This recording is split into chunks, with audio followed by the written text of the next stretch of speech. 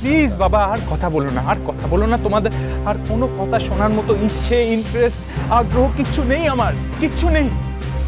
আরে তোমরা নিজেরাও যে ভুল করতে পারো সেইটুকু অ্যাকসেপ্ট করো না, ভুলটা অ্যাকসেপ্ট করো না বাবা। আর মা তোমায় বলছি আমার জীবন যেরকম আছে সেরকম থাকবে, সেটা চেঞ্জ হবে না মা, চেঞ্জ হবে না।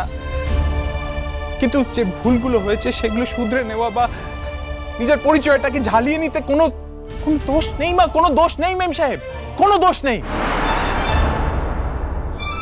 হাসি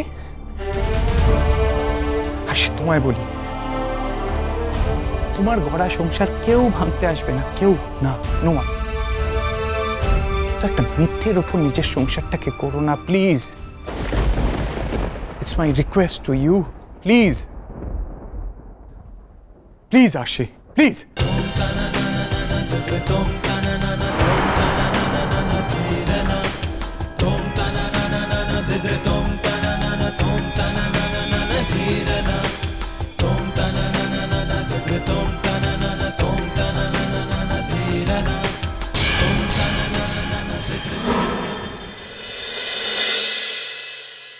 দেখুন, আপনার নাম আমি প্রচুর শুনেছি, তাই প্রথমেই আপনাকেই ফোন করছি। আপনি যদি বলেন তাহলে আমি কাল নিজে গিয়ে ব্যাপারটা ডিটেলে আলোচনা করতে পারি। আমি জানি আপনার সম্পর্কে। হ্যাঁ, বিষয়টা একটু জটিল। হ্যাঁ, একটি মেয়ের তার বাবার কাছ থেকে স্বীকৃতি পাওয়ার লড়াই এটা। হ্যাঁ, আপনি ঠিকই ধরেছেন। আমি সূর্য পানিগ্রাহী আর তার মেয়ে কাজল পানিগ্রাহীর কথাই বলছি। ইনফ্যাক্ট কাল আমি কাজল পানিগ্রাহীর হয়ে কথা বলতে যাব। অসম্ভব। আর এক পাও আমি তোমাকে এগোতে দেব না বিনায়ক। এবার আমার সর্বশক্তি প্রয়োগ করে তোমাকে থামাতে হবে। আচ্ছা আচ্ছা, অনেক ধন্যবাদ। আমি কাল 6টায় আপনার চেম্বারে আসছি। নমস্কার। তুমি নিজেকে এ ব্যাপারে জড়িও না বিনায়ক। যদি একটু এগিয়ে থাকো, ঠিক যতটা এগিয়েছো ততটাই পিছিয়ে এসো। দাঁড়াও দাঁড়াও দাঁড়াও দাঁড়াও। সৃষ্টি, তোমার গলার স্বরটা ভারী অদ্ভুত শোনাচ্ছে। এইরকম স্বর শেষ কবে শুনেছি বা আদৌ আমার ক্ষেত্রে কখনো শুনেছি কিনা তাই তো মনে পড়ছে না। বাই দ্য ওয়ে, তুমি কি আমায় থ্রেট করছো? কাজল উর্বশীর মেয়ে, আর উর্বশী আমার সৎ বোন হলেও আমরা একই বাবার সন্তান। সেক্ষেত্রে আমি চাই না আমাদের পারিবারিক সম্পর্কে, আমাদের পরিবারের ঘটনায় তুমি নিজেকে জড়াও। শোনো সৃষ্টি, সৃষ্টি মুখার্জি, আমার খারাপ লাগছে কথাটা আমাকে মুখ ফুটে বলতে হচ্ছে, কিন্তু না বলে পারছি না, কারণ তুমি আমায় কথাটা বলতে বাধ্য করছো। বিনায়ক পট্টনায়ক যদি ঠিক করে একবার কোনো কাজ করবে বলে, তাহলে সৃষ্টি কেন? সৃষ্টি মুখার্জির কোন ঈশ্বর এলেও তাকে সেই কাজ করা থেকে থামাতে পারবে না। এটা তোমার জানা উচিত। বিনায়ক, শোনো শোনো শোনো, তুমি যেটাকে পারিবারিক ব্যাপার বলছো, আর সেটাই সব থেকে বেশি পাবলিক, সব থেকে বেশি আলোচিত বিষয়। আর একটা কথা, এতদিন যাকে মানুষ বলেই গণ্য করতে না, আজ হঠাৎ তাকে বোন বলে স্বীকার করতে চাইছো, এতটা নিতে পারছি না সৃষ্টি। তুমি সূর্য পানিগ্রাহীর বাড়ি গিয়েছিলে কেন? কৈফিয়ত চাইছো না? আর যদি গিয়েই ছিলে আমাকে বলনি কেন? তুমি নিশ্চয়ই সূর্য পানিগ্রাহীর বাড়ি থেকেই কথাটা জানতে পেরেছো। না, একেবারেই না। কে তোমাকে বললো? কথাটা যখন বলেছিলাম তখন শিওর ছিলাম না, বাট এখন আমি শিওর যে তুমি ওর কাছে গিয়েছিলে।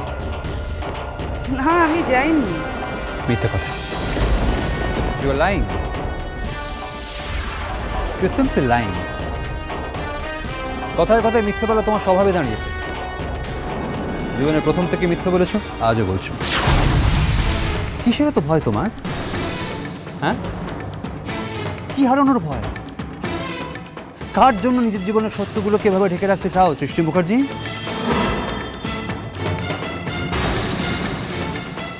বিনায়ক কি সব জানতে পেরে গেছে? তাহলে এইভাবে কথা বলছে কেন?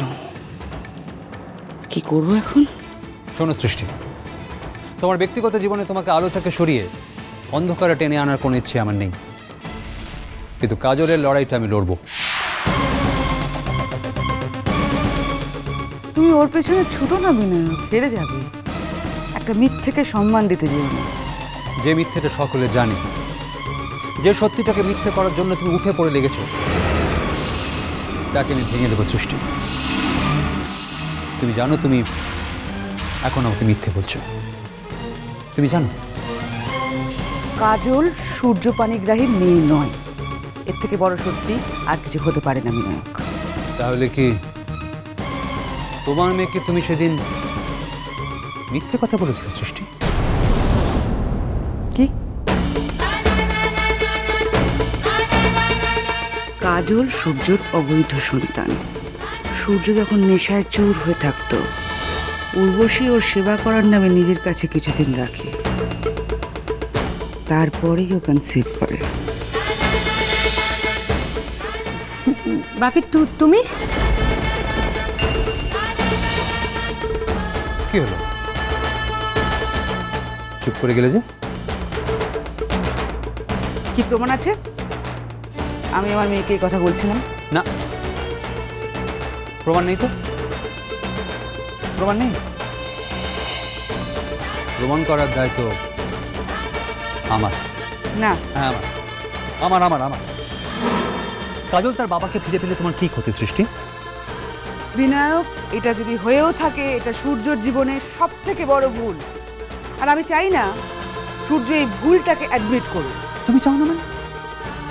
তুমি চাও না মানে? তোমার চাওয়া না চাওয়া সূর্যের জীবন নিয়ন্ত্রিত হবে? এতটাই যখন অ্যাটাচমেন্ট ওর সঙ্গে তোমার, সূর্যের ব্যাপারে তুমি যখন এতটাই পজেসিভ, তাহলে কেন মানুষটাকে এতকাল স্বেচ্ছা নির্বাসনে থাকতে বাধ্য করেছিলে বলো? কেন কেন ওকে আমাকে দুজনকে একসঙ্গে ঢুকিয়েছে হতে পারে? দিনের পর দিন, মাসের পর মাস, বছরের পর বছর মিথ্যা কথা বলেছে আমাদের। কেন বলো, কেন?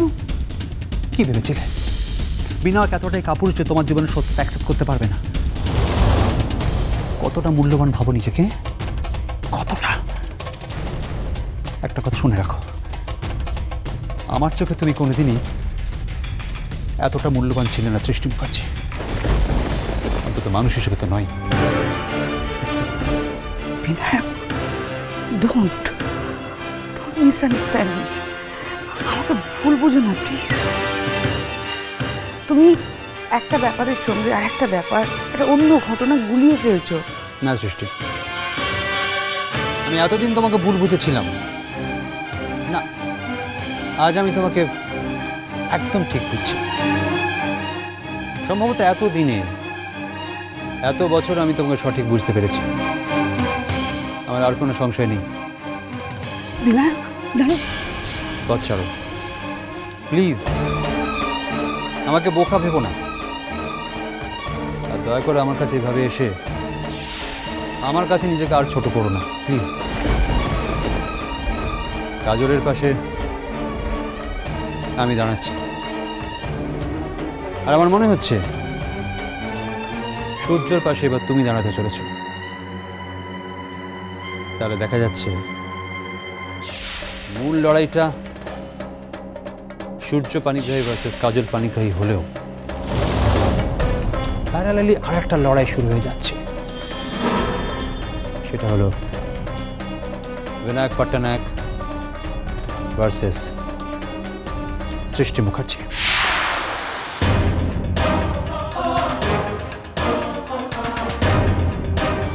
Wish you very good luck, সৃষ্টি।